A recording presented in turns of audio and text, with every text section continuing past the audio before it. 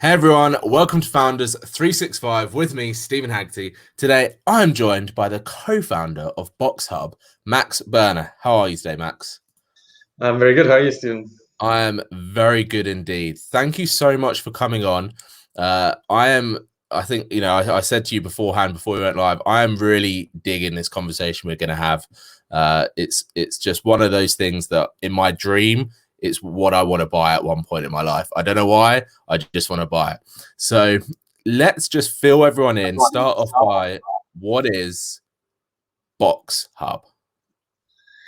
BoxHub is an online marketplace for shipping containers. And the reason why it exists is that nowadays you can do many things with shipping containers. And that's, put them in your garden, use them for storage as a swimming pool, or, build a house out of it. As a swimming And pool. yeah, of course, anything is possible. Oh, yeah, very true. People don't know how to or where to buy shipping containers, and we make it happen. And I looked at your website, looked at the business, and you guys do make it incredibly easy and tempting to buy shipping containers.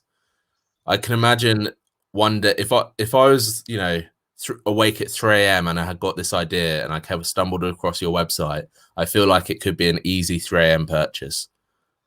I mean, we try to make it, as easy as buying anything on Amazon, right? So you can go to the website, you can, fill out your location. Takes you 2 more steps, and the shipping container is in your backyard. I think 3 to 5 days later. It's almost too easy, Max. It's almost too easy. You can buy as many as you want. Yeah, exactly. But let's rewind then. Let's find out about you. So, when did you co-found BoxHub? How long has it been around? So I came into BoxHub as a late co-founder just a year ago, but the business has been up and running since mid 2017. Okay, lovely. And what were you doing beforehand? Because I know that you've got quite an interesting past. Not like you've been to prison. It's just like business. I mean, most of my life I've been an entrepreneur. I founded my first company in 2012 when I was 21, and that became the second biggest geolocation data company in the world, behind Foursquare, which you might have heard of. Yeah. And I stayed with that company until 2015, and then left, took some time off, traveled around the world, and then decided that I really wanted to do something that has positive impact.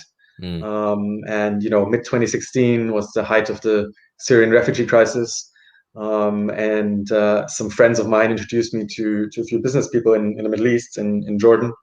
And I just went to Jordan and decided to help start an online donation platform. So I co-founded that online donation platform, spent some time in Jordan, and then helped back in Europe afterwards. That company was taken over by the Crown Prince Foundation of Jordan just 1.5 years afterwards. So in line with that, I joined a nonprofit called Founders Pledge. Yeah. Founders Pledge is a global organization that helps entrepreneurs and investors decide where to donate money to whenever they have an exit. And as you can imagine, that's actually quite hard because there's millions and millions of charities and projects out there. And we really tried to put reason and numbers behind and make it almost like an investment decision. Yeah. And so I spent 2 years there as head of the community in Europe, which was great because I met a lot of very successful and interesting people, founders and entrepreneurs and investors there. Afterwards, I basically decided I want to go back into being an entrepreneur for the third time. And for me, it was important to find a company or start a company that had absolutely nothing to do with what I had done previously. Yeah. And a new start for you. Sorry? A new start then.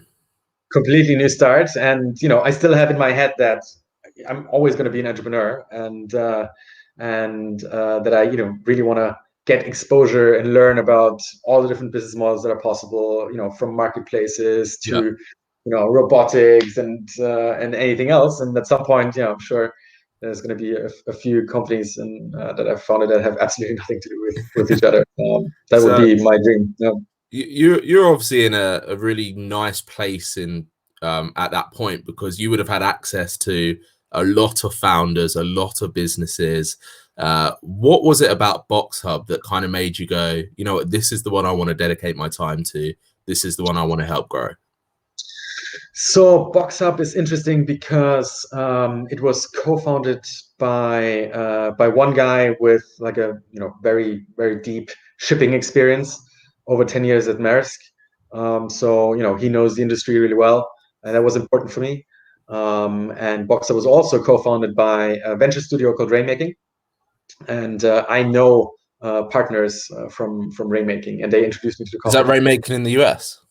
That's Rainmaking in Denmark, but I know the Rainmaking guys in London. And but it's basically one big there's team. a few rainmaking companies, because I know the Ben Way rainmaking one. Okay, yeah. Well, I'm sure there are a few. I don't know if they're connected. It's a popular name. And I think BoxHub was a business that was built by one guy, really, over 2 years, and their numbers were fantastic. And it was for the first time also about a physical product that I can see and touch, and I can go to customers and see that they bought an item from us that's in their backyard now, or outside their shop, or is their shop now. Yeah. And I thought that was really exciting. And I also really wanted to do something that is a bit more niche, not the next big social network or unicorn, but that has a lot of potential. And we've always been a profitable company, so it's not the typical VC venture case, but you wouldn't say it's sexy, would you? It's not terribly sexy, but it works. It works really well. No, I love it. I love the concept, and I love the business. So you came into BoxHub quite late for a co-founder, let's put it that way. How was that? How was that transition into a business that had already been going for about, what do you say, about 2-3 years? 2 years, yeah. So how was that? It was, I think, not that difficult, because during the time I was traveling around the world, and also with Founders Pledge, I've met a lot of entrepreneurs, and I've looked at a lot of businesses, and I've always helped other founders on the side, with whatever I can basically be helpful. And that's why I've seen businesses at different stages, mostly in the first 5 years of a company. But I feel like I can come in and recognize fairly quickly where are we now and where do we want to be, and then put processes in place to get there.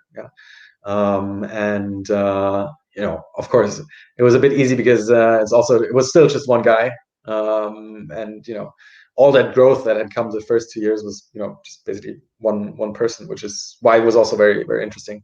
But it was pretty easy. It must have taken him a little bit of adjustment, though, to from going for 2 years 100% him to now he's got Max in the room with him. I mean, I came in, and how did we do that? We had, I think, 3 or 4 months of like introduction testing period, and we hadn't decided who will take over which role, and how good we fit together, or how well we fit together. And so I came in, and I think we must have, or I must have had a good impact, because then we decided that I'll be CEO afterwards, and it's been going really, really well since then. Excellent. So let's talk about the fact that storage containers, even though they're not sexy, they seem to be super desirable. I was mentioning to you that I would just love to have 2 or 3, I'm not asking for much, 2 or 3 to make into an amazing workshop or something like that. Why do you think that over the last, probably 3-4 years, they have become almost desirable, when before that you would only ever see them in a shipping dock, rusting away, and no one would ever look at it in that way? I mean, it's difficult to say. It's always tricky to understand why trends happen sometimes. I think it has something to do with the mindset of people shifting to more sustainable solutions. Yeah, I think upcycling or recycling shipping containers is good for the environment. Number one. Yeah, so we don't put them in landfills and or we don't melt them down. So it's about repurposing anything or anything that has proper purpose. Yeah. And so it's that. And I think designers and architects started for the first time trying out how shipping containers could look like. People just hadn't seen them as houses before, right? And now, if you Google shipping container homes, you can get anything from just a shipping container that's painted with a door to 5, 6, 7 shipping containers together as a big Incredible. house with a pool, and so well designed that you can't even see its containers. Yeah. And But it also makes sense because of the material. Yeah, I mean, they're very sturdy, and you can basically you can ship them anywhere pretty quickly. That's the good thing about a container. I would hope so. I would hope you could ship a shipping container anywhere. Exactly. But that means also we're only getting to the stage now where we have factories, let's say, in different countries that produce shipping container homes that are very standardized, and then you can put the shipping container home on a ship and ship it, and you basically just have to put it on the ground where you want it, where you want your house to be. And I think to install everything, it takes probably like 48 hours or something. So it's crazy. Can be done. It's such it's so refreshing to see whenever I see innovative ways to redo things that have just been the same for years. As CEO of BoxHub, what would you say is your biggest challenge then on a day-to-day basis? Biggest challenge on a day-to-day basis. So I do love the early stages of a startup, when different problems and challenges come up every day, and you have to basically figure out everything yourself. Because there's no team around you that can pick up stuff. But of course, that's also challenging if things come up that you just don't know enough about, or you have to outsource, and then you have to wait for other people external to the company to produce results, which can be quite tricky. Yeah. And like if you have to outsource a research task to people somewhere else in the world that don't know enough about the business to and to produce the right results the first, second, or third time, but you just don't have the time yourself to do it, then those kind of things are tricky. And otherwise, I'm supposed to be in Los Angeles right now. We were supposed to open our US office there, and I was already there, I think in March for 4 or 5 weeks to set everything up. But I decided to come back when the crisis pretty much took off in the US. And it would be much easier if we had a team full time that was based now in the US. And unfortunately, that's getting delayed by half a year or maybe even a year. Yeah. And so that hinders a little bit our growth right now. But I mean, it's I think not good nice things to complain about if you're growing too fast. Exactly. It's but on one hand you say that it hinders your growth, but then on the other hand, you guys you're starting a funding round. Yeah. So with basically just the two of us, and right now 4 part-time students that are helping us a little bit with sales. We've grown substantially over the last half year, especially, and now April was, I think we're 1.5x our targets, and so everything is going really well for us. And why not raise that funding round now? Not so many others are raising, and our numbers seem to get better by the month, even though Corona crisis is going on. So yeah. From the outside in though, I would struggle to see what you would use a funding round for, because it is quite a streamlined, you're not storing containers, you're not paying for that sort of stuff. You're that middle ground marketplace. So for you, what is the benefit of funding right now? So we need to hire a US-based team. So for everybody who's watching, the company is Danish, and the team is based in Denmark, but we are exclusively operating in the US. And so, we need to hire a US-based team. We need to hire on the tech side, product side. We need to hire local sales. So, it is a marketplace, but a lot of customers call us and ask about what they can use the container, and like what kind of container is best for them. What kind of there are different quality aspects to it. So which one to choose. And so like a lot of sales also happen on the phone. And all that growth that has happened so far is literally with people on the phone on the other side of the world. And it would be good to have local people. And just so to see in the office. Sorry? Some human contact in the office. Some human contact in the office, but also just being in the same time zone. Yeah. It helps. Small things like that help. Exactly. Yeah. And our ambition is, right now we're in 3 local markets in the US. We've just done testing for literally the last two years and found product market fit. And now, this year we want to launch in 15 more markets. So it has to go, or we want it to go quick, and our numbers say we can do it quick. And like in order to just hire enough people right away, we want to raise it. Because some people would probably call you crazy for going through a funding or starting a funding round in the middle of a global pandemic, where the majority of people are probably not thinking about funding or pausing everything. What has made you go, actually, this is the perfect time to do this. Let's raise now. To be honest with you, we didn't think this is the perfect time, and we were also unsure. There is no perfect time. It's a myth. I don't know. We'll see. We'll see if it works out. Right? We just started, but we had a plan that we put in place half a year ago. How we get to a stage where our numbers are good enough to raise funding. And we've understood enough about our customers and the market to where we should raise funding. And that point in time is basically now. And we gathered some early feedback from some investors that was very, very positive.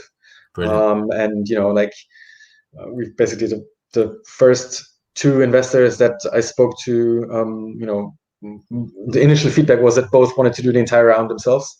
So now you got them fighting against each other. You're in the perfect situation.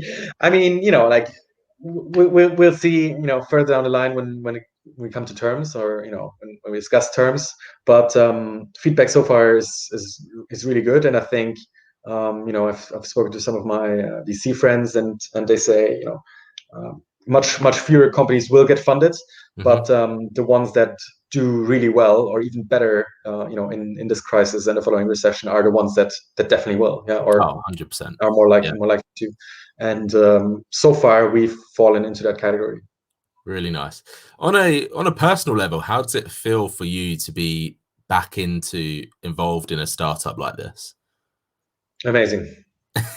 Simple, done, amazing. But what's amazing about it?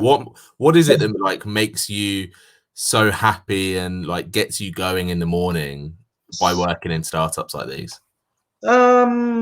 So I mean, to be fair, I don't have incredibly much corporate experience. I did an internship in an investment bank when I was at university, and I decided at that time that was not what I wanted to do. And when I finished with university, I think I wanted to become a consultant at that time. And one of my friends came to me with a startup idea then, which became my first company. And basically at that time we just jumped into the cold water. And after half a year working on the business, I was still at university at the time. We had already raised our seed round. and then I just became an entrepreneur, and that was never the original plan. Did you finish And university? I did finish university, Yeah. Just as a backup. on the side. Yeah. Or the parents would just disown you. So it's a little bit of both. They had been paying for university, yeah, so the least you could do was finish it. Exactly. But I'm sure they are more than happy that you still jumped ship and followed the entrepreneurial route. I hope so. Yeah. But I mean, to answer your question, it's I really like figuring out difficult problems. And I'm not a big fan of hierarchies. And I think the earliest stages of a company, like really figuring out what's the product, what is the market, testing for the first year or two is, I think, where I'm strongest. And that's also why I left my first company after 3.5 or 4 years, just because we had grown a little bit at the time. We had found product market fit as well, and it was just about scaling it up.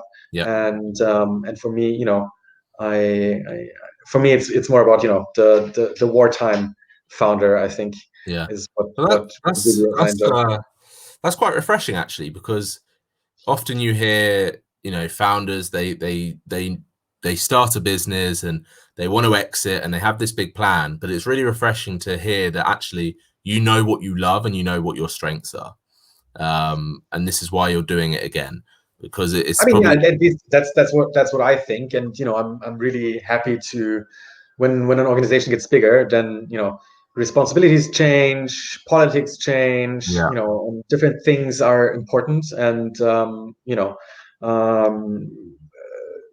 skills need to be a lot more refined and specific to a certain function in the company. And I'm I'm a generalist. I can do a lot of things, and I can figure stuff out. But when it comes into incredibly much detail, and you're an entity that you have to let's say manage 15 people in the product team, then that's not me anymore. Yeah. Here's a question for you that I'll be interested to know, just because of your involvement with fellow founders. Why do you think that some founders struggle so much with that role change and not letting go? Maybe letting go is not the right phrase, but you often see founders, start a business, grow, move into like a CEO, CTO sort of role, and then they are sort of just not, they've almost formulated a job for themselves where they're not fulfilling that role as a founder anymore. But why do you think that people can't realize that? That's a very good question. I mean, at the end of the day, it's still your baby, right? So you want the best thing for your baby. And, if you continue to believe that you're the right guy to handle it, or, nobody's out there to tell you that you're not, I can see how it's difficult for founders to let go. Yeah. And, also, I think you don't have to leave the company, right? No. So, that was me last time because it was a specific situation. But, I can be a good CEO the first 3-4 years of a company. And then, when it gets bigger, I'm happy to step into a different role, right? Yeah. And contribute in that way, and help us, whoever is in charge as much as possible, because it's my baby. Yeah.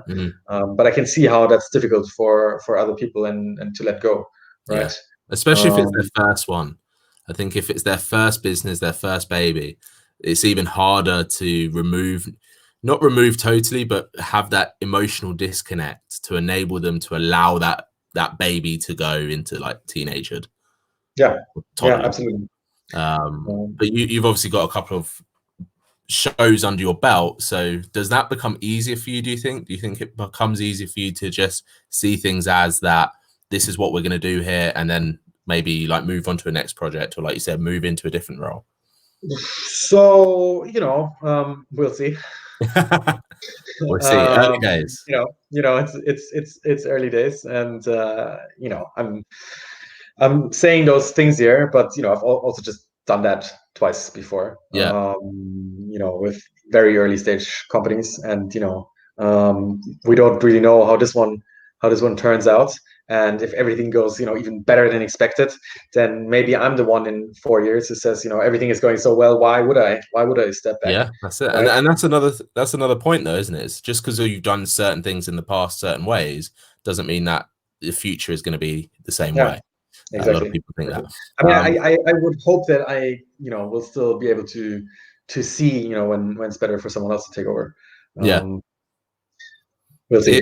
If meetings are becoming awkward, that's really normally a good indication that you've had your time and people have had enough. Yes. So let's jump forward then. You mentioned about BoxHub's growth in the States and the 15 launches, but because of the current situation where you're not being able to do that, what's your plan now for growth in the next 6 to 12 months? Depending, I guess it's all still up in the air, of course. Yeah. So I think first stage for us is we really urgently need salespeople and operations people in the US. And so we're gonna hire them anyway. Yeah. Right now, even if we don't have an office, and they can work remotely. We're probably not going to even look for people in the same city. It's just going to be all over the place. Whoever we can find now who we think is best for the job. Yeah. And I think this is a perfect time to look because obviously, unfortunately, a lot of people have been let go, or really good people have been let go in the tech sector in the US. And so a lot of really good people are out there right now, and I think we should pick those guys up. Yeah, it's a great opportunity. Exactly. And so, we're going to do that. And then we're going to close the round. And then, yeah, I mean, it really depends on how long everything is closed. When we can go back. As soon as everything opens up again, I'm going to go back over there. And then, yeah, we'll see. See, that's the thing. It's like we said, it's such a strange time at the moment. Things are up in the air, but I'm so glad you're still cracking on rather than just waiting it out and pressing pause, because your sort of business, like we said earlier, you're doing really well at the moment. So you want to ride this wave as fast as possible, whereas a lot of other people will probably say, you know what, let's wait this out. Let's press pause. We can't fulfill things. It must be so nice for you to, again, be involved in this sort of company that has a new desire, a new sort of wave of people that want to have shipping containers as swimming pools in their garden. Yeah, absolutely. And I mean, I'm not 100% sure that there are a lot of at least tech businesses out there that are just pausing things, because of the crisis. I think you're either doing better or really well because of the situation. Yeah, either because you're lucky or you really know how to adapt. Yeah. Or you're one of the ones that are doing much worse. Yeah. Yeah. And you have to basically figure out how to survive. Yeah. So I think there's a lot of those. The word of 2020 is definitely pivot. If you can't pivot and adapt, you're going to struggle. Exactly. But I mean, it's a great opportunity for the ones that can adapt to gain market share. Right. Oh, massively. It's what's really going to be interesting is sort of 12 to 18 to 24 months from now. What does the market look like? What does the scope look like? What sort of businesses are thriving? What businesses have been created from this, and what are they serving? I think it's going to be such an interesting time, and it's just a nice place to be in one way, because we've never been in a world where we can so easily see that change happening in terms of businesses and what they're doing. We've never had that much information being able to give to us so quickly. So from founders' point of view, it's just a really interesting scope just to be able to sit back and watch. And I'm in a privileged place because I get to speak to founders every day and find out what they're doing. Yeah, and like a lot of very, very successful companies and new markets came out of the last recession, right? Oh yeah, completely. Airbnb, which is not doing so well right now, but they came out of it. Uber, Bitcoin, even a lot of other very successful companies and industries were created because of the last recession, and the same thing is going to happen this time as well. Yeah. Probably even with a bigger bull market afterwards. I think it's really exciting also because consumer behavior and the mindset of people is going to shift a little bit, right? Massively. I think Yeah. more sustainable solutions, which is good for us. Also I think generally more cheaper, durable solutions. Hmm. I think much more hyper local. So Yeah. like local farming, local produce, really focus on where you get your food from and is it healthy or not. A huge awareness of what people are doing. Awareness of people are doing. Work travel will change a lot. People will work from home a lot more afterwards. What does that mean for all the office space that is unused, Yeah. The or less used? commercial real estate is a very interesting one. I had a couple of podcasts ago, a founder of a property investment company in the States, and he was mentioning that actually in the next 24 months, commercial property could potentially become an incredible investment because there's just going to be so many companies that are paying, hundreds of thousands of pounds and dollars a year on office when most of their employees can work from home now. It's been proven. Yeah. The argument of you can't work from home is going to be very hard to fight from most Absolutely. businesses. And I can't remember which company it was, but I think it was a bank, a big bank, maybe HSBC here in Canary Wharf in London. And I think recently the CEO said something like, only 60 or 70% of our workforce is going to come back at one time and work in the tower, just because right now you can't have more people there because, so you need to social distance. But they can't really see a future where this is actually going to change. Yeah. And Because also you people don't are going need to work to. more. People have realized they don't need to have everyone in the office. Yeah. Productivity in most cases hasn't really been affected. In fact, productivity is in some cases that I've seen is really increased because people are in environments which they thrive off. They've set up their home offices. They've brought a shipping container via BoxHub and built an incredible office in their garden. They've ordered 3 shipping containers and have a shipping container office tower in their garden There now. you go. That's it. Probably like an office, a pizzeria in the middle, and then the penthouse at the top. Driving range on top. And it's all, you don't forget about planning permission. It's all temporary, so your neighbors can't fight it, all that kind of jazz. Exactly.